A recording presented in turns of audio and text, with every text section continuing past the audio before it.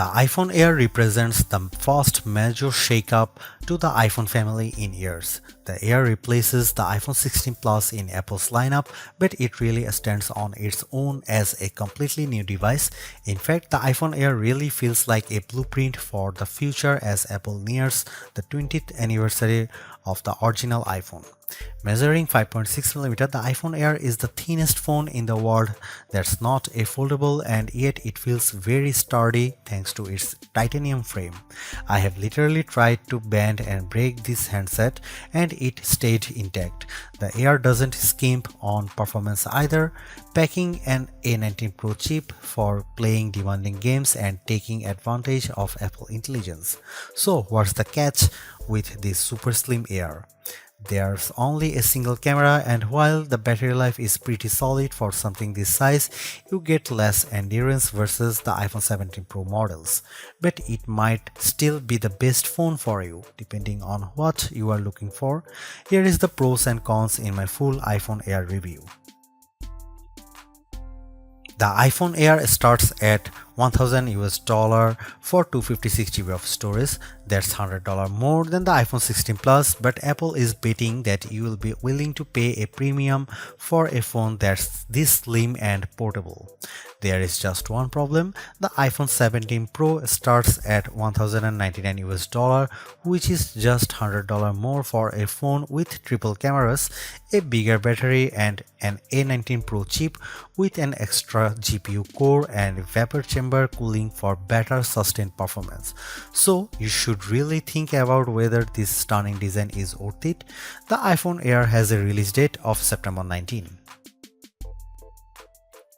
The iPhone Air is so thin and light that you are worried for its safety when you see it from across the room, but you will feel reassured when you put it in your hands. Measuring just 5.64mm thin, the iPhone Air edges out the Samsung Galaxy S25 Edge for the thinnest phone we have tested. The Air is so thin, in fact, that you might forget it's in your front pocket. Well, the whole device isn't this thin. The plateau or camera bump runs across the top of the device and jutes out.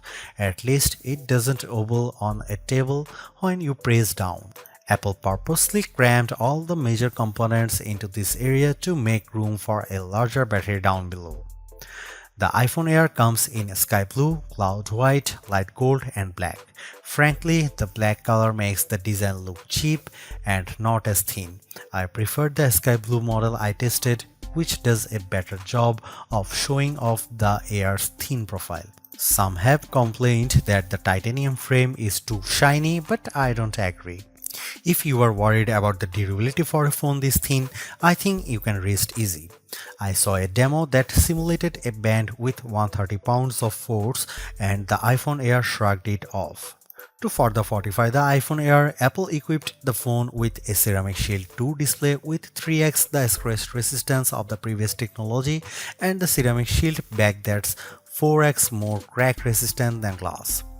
It is worth noting that the iPhone Air has a single speaker integrated into the earpieces compared to dual speakers for the iPhone 17 and 17 Pro series. During my testing, the Air's speakers got plenty loud when listening to Apple Music, but it did sound tiny at max volume. Some have shared in our YouTube interview with Apple on the iPhone Air that they wish that this phone came in a mini size. I say there is no need, you get the best of both worlds with this device, a large 6.5-inch display in a very pocket-friendly size. And it's a pretty damn good ProMotion screen too, with a rated maximum outdoor brightness of 3000 nits, a 1 to 120Hz refresh rate, and anti-reflection tech built in. Outdoors, I put the iPhone Air up against the Galaxy S25 Edge, playing the same Begonia trailer, and Emma's tone looked brighter, plus there was less glare. The iPhone Air didn't perform quite well as in our lab testing, covering less of the DCI-P3 color space and turning in a slightly worse Delta E accuracy score. The iPhone Air features a single 48 megapixel fusion camera with 2x optical quality zoom. No telephoto, no ultra-wide, but it is a pretty strong performer based on my testing. Just don't expect much more from the 10x digital zoom. The iPhone Air does bring some cool new camera features to the table that are also available on the iPhone 17, 17 Pro and 17 Pro Max. This includes an 18 megapixel center stage front camera that leverages a square sensor to let you shoot landscape selfies without having to flip the phone in your hand. Here are some camera samples of the new iPhone Air.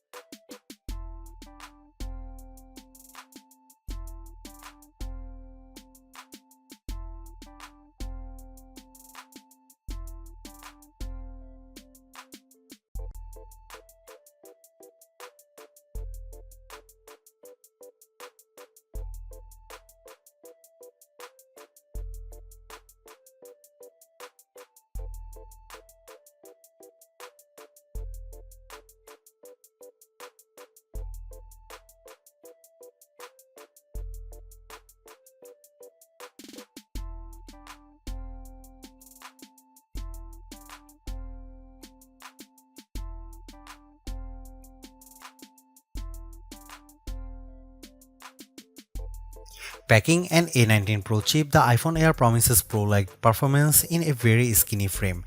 And I say Pro-like because you are limited to 5 GPU cores compared to 6 for the iPhone 17 Pro and Pro Max. I enjoyed smooth performance when playing Destiny Rising, double jumping and using my grenade launcher on multiple enemies while enjoying crisp graphics. I only noticed a drop frame here and there versus the iPhone 17 Pro Max. Speaking of twice, the iPhone Air having one less GPU core does impact benchmark scores. It reached 29.5 FPS in the demanding 3D Mark Solar Bay Unlimited graphics test compared to 46.6 FPS for the iPhone 17 Pro Max. The Galaxy S25 Edge also turned in a higher frame rate. On Geekbench, which measures overall performance, the iPhone Air beats the Galaxy S25 Edge and it finished our video transcoding test 20 seconds faster. How about sustained performance? To test that, we used the 3D Mark Wildlife Extreme Stress Test, which simulates gaming for about 20 minutes. We ran it once and recorded the result, then did a second run right after that to really stress test these phones. The iPhone Air performed quite well, with stability score that beat the Galaxy S25 Edge by a fair margin in both rounds. More surprisingly, the iPhone Air turned in cooler temperatures than the Pro Max when we measured the back of the phones using the laser thermometer in 5 locations and averaged the result, though the S25 Edge was even cooler. Here's the big questions on everyone's mind. How good or bad is the iPhone Air's battery life? Apple claims all the battery life, but we decided to put that to the test in a couple of ways. First up was our battery test, which surfs the web over 5G at 150 nits of screen brightness. The iPhone Air turned in a decent 12 hours. That's nearly a half hour better than the Galaxy S25 Ultra, and the regular iPhone 17 lasted 45 minutes longer. However, the iPhone 17 Pro Max lasted over 5 hours longer than the iPhone Air, so if you really care about endurance, the choice is clear. I also compared the iPhone Air's battery life versus other phones when streaming the same YouTube video over Wi-Fi for 5 hours at 50% screen brightness. The iPhone Air was down to 81%, which is better than the Galaxy S25 Edge's 67%. Note that Apple sells a $99 MagSafe Battery Pack for the iPhone Air that's designed to deliver 65% more power. I am torn about the iPhone Air as its remarkable piece of engineering. This design is amazingly thin and light, and Apple deserves serious credit for making it so durable. It feels so strong, I don't think I would bother with a case. I also like how well the iPhone Air performs. No, it doesn't have the graphics might or sustained performance of the iPhone 17 Pro or Pro Max, but it's faster than the Galaxy S25 Edge and remains fairly cool under pressure, and it offers better sustained performance than Samsung's slim phone. However, I don't like the shoppers have to give up both an ultra-wide lens and telephoto zoom with the iPhone Air. At least Samsung gives you an ultra-wide camera that enables macro photography, but the iPhone Air's main 48 megapixel camera is very good overall. Apple left some other features on the cutting room floor as well, as such as fast charging and cinematic mode for video, so in sometimes the Air feels more like an iPhone Lite. Overall, I think the iPhone Air is worth buying for those who want a super slim phone that's very easy to carry, that doesn't sacrifice too much on performance, but you will have to live with some trade-offs if you want something this compact.